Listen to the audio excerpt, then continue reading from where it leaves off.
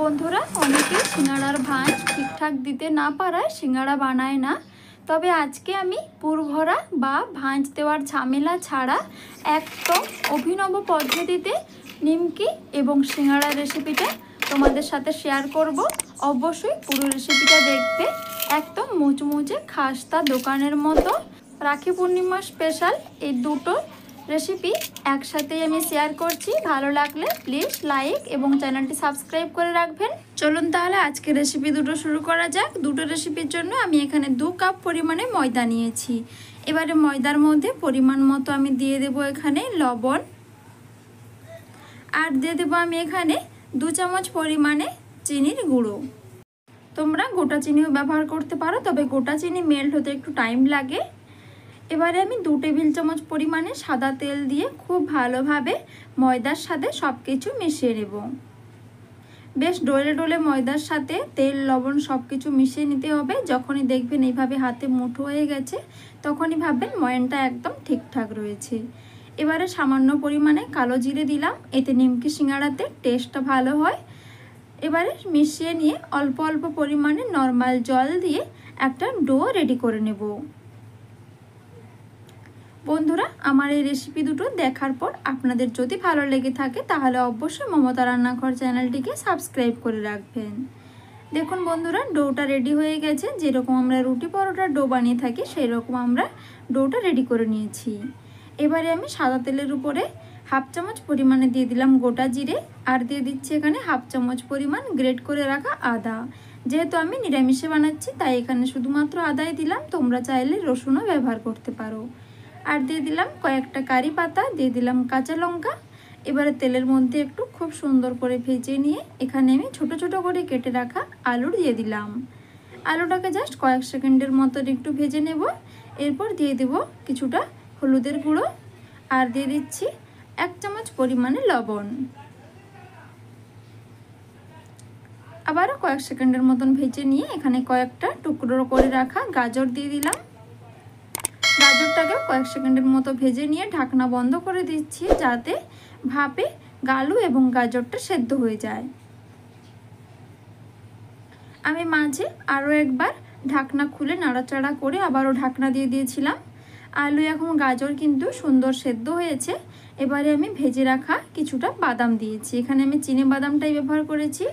এবারে একটা ম্যাশার দিয়ে দেখুন আলু এবং গাজরটাকে হালকা করে ম্যাশ করে নিচ্ছি।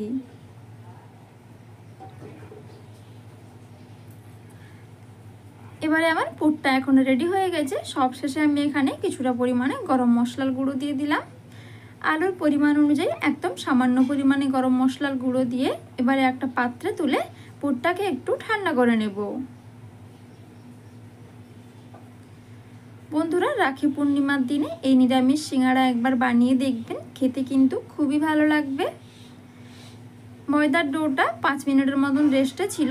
5 মিনিট পর আবারও একটু ভালোভাবে মেখে নিয়ে এরপর আমি লেচিটা কেটে নিচ্ছি। এখানে আমি দুটো ভাগে ভাগ করে নিলাম। এবারে একটুখানি হাতের সাহায্যে খুব সুন্দর গোল করে ওপর থেকে ময়দা ছড়িয়ে বেলে নেব। বাড়িতে আমরা যেরকম রুটি বানিয়ে থাকি সেরকম রুটির মতন একটু গোল করে বেলে নিতে হবে, তবে বেশি পাতলা করা যাবে না, মিডিয়াম করে বেলে নিয়েছি। এবারে একটা ছুরির সাহায্যে চৌকো করে মাছ বরাবর আমি কেটে নিচ্ছি। এই পদ্ধতিতে সিঙ্গাড়াটা কিন্তু যে কেউ বানাতে পারবে। সিঙ্গাড়া ভাঁজ দেওয়ার কিংবা পুর ভরার কোনো রকম ঝামেলা নেই। এবারে দেখুন আমি এখান থেকে সিঙ্গাড়া 4টে কেটে নেব। একটা রুটিতে কিন্তু 4টে সিঙ্গাড়া আপনি বানাতে পারবেন। এবারে আলুর পুরটা যে বানিয়ে রেখেছিলাম হাতের সাহায্যে একটু গোল গোল করে মাছ বরাবর দিয়ে দিচ্ছি। এই পদ্ধতিতে সিঙ্গাড়া বানালে একদম কম সময় লাগবে, খুব সহজে ঝটপট বানিয়ে নিতে পারবেন। এবারে চারিদিকটা হালকা করে জল লাগিয়ে নেব, যাতে সিঙ্গাড়াটা মোড়ার সময় একদমই খুলে না যায়।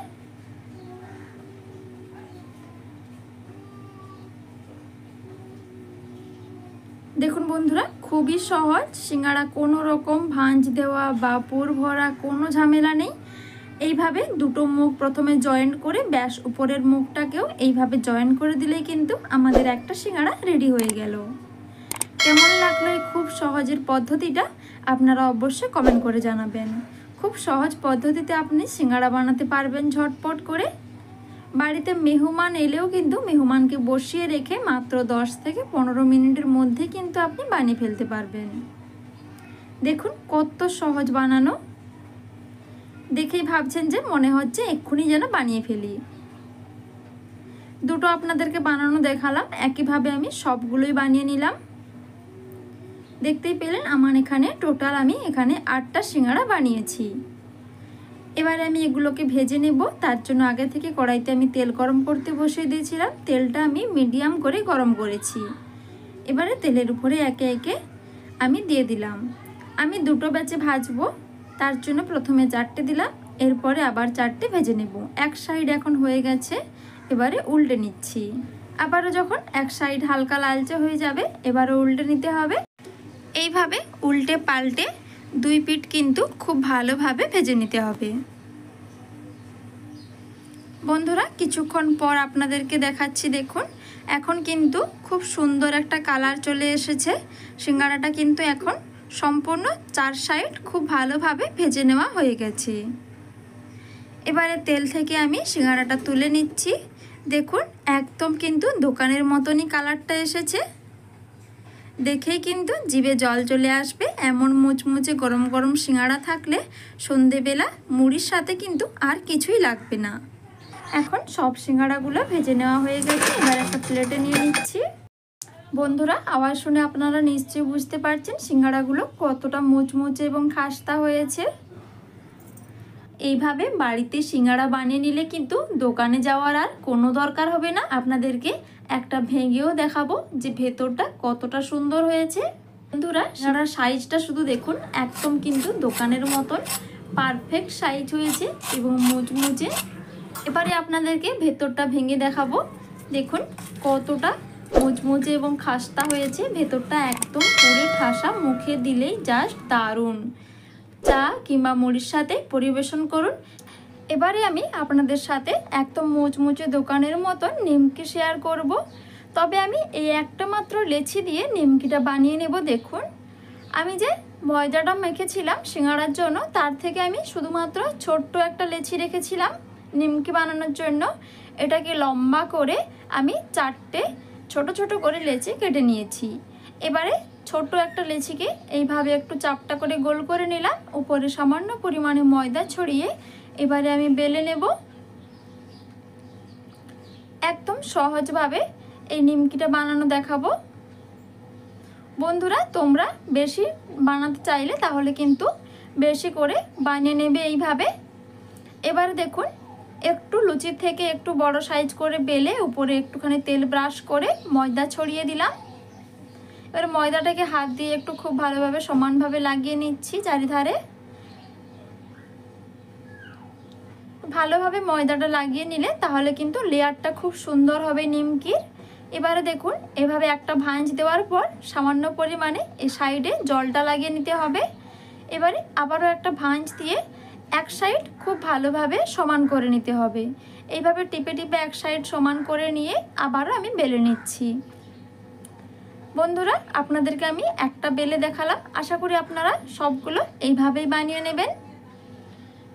এবারে একটা কাঁটা চামচ দিয়ে একটু ছিদ্র করে নিতে হবে যাতে এই নিমকিগুলো লুচির মতন না হয়ে যায়। ছিদ্র করে নিলে কিন্তু বেশি মুচমুচে হবে, একদম দোকানের মতন। 4টে আমার বানানো হয়ে গেছে। এবারে আমি ভেজে নেব, তার জন্য আগে থেকে তেল গরম করতে দিয়েছিলাম। তেলটা গরম হয়ে গেছে।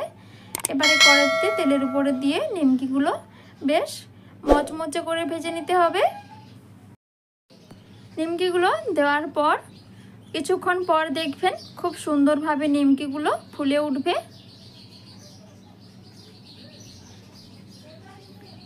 দেখুন বন্ধুরা আস্তে আস্তে ছিদ্র দিয়ে যখন তেলটা ভেতরে ঢুকবে তখন কিন্তু নিমকিগুলো খুব সুন্দর ফুলে উঠবে।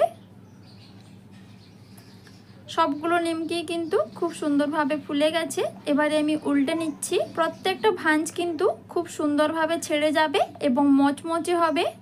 এইভাবে উল্টে পাল্টে লো টু মিডিয়াম আঁচে নিমকিগুলোকে ভেজে নিতে হবে। দেখুন বন্ধুরা খুব সুন্দর একটা এখন কালার এসেছে। এইভাবে মুচমুচে নিমকিগুলো বাড়িতে বানিয়ে নিলে বাচ্চা থেকে বড়রা সবাই কিন্তু নিমকি খেতে খুবই ভালোবাসে। তাহলে কিন্তু আর বাজারে কেনার কোনো দরকার হবে না। বাচ্চাদের টিফিনে কিংবা সন্ধেবেলা চায়ের সাথে এরকম মুচমুচে নিমকি একবার বেশি করে বানিয়ে এয়ারটাইট কন্টেনারে আপনি 1 মাস পর্যন্ত রেখে খেতে পারবেন। একদমই এরকমই মুচমুচে থাকবে। দেখুন বন্ধুরা কতটা মুচমুচে হয়েছে নিমকিগুলো। আওয়াজ শুনে আপনারা নিশ্চয়ই বুঝতে পারছেন একদম হাতে গুঁড়ো হয়ে যাচ্ছে। তাহলে বন্ধুরা আজকের রেসিপি দুটো আশা করি আপনাদের ভালো লেগেছে। প্লিজ লাইক, শেয়ার এবং সাবস্ক্রাইব করে পাশে থাকবেন। আজকের মতো টাটা।